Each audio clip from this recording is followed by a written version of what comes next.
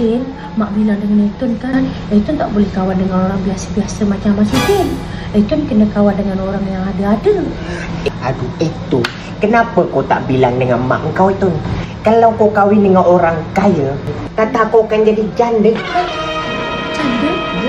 Ya ke Mas Udin? Iya. Betul lah, kalau dengan orang biasa macam Abang Udin, Eton boleh jalan dekat kaki lima. Eton masuk kedai, beli barang-barang yang cantik-cantik. Eton boleh membeli belah. Kalau kau kahwin dengan orang kaya, patut orang kaya tu busy sana sini, tak ada masa untuk engkau itu. Lagi-lagi kalau dia ada motorkar besar, dia brum sana, dia brum sini, dia brum situ. Dia belanggar dengan motorkar orang kaya tu. Last orang motorkar dalam motorkar orang kaya tu dah mampus. Kau pun jadi janda. Mas Udin, sekarang pukul berapa?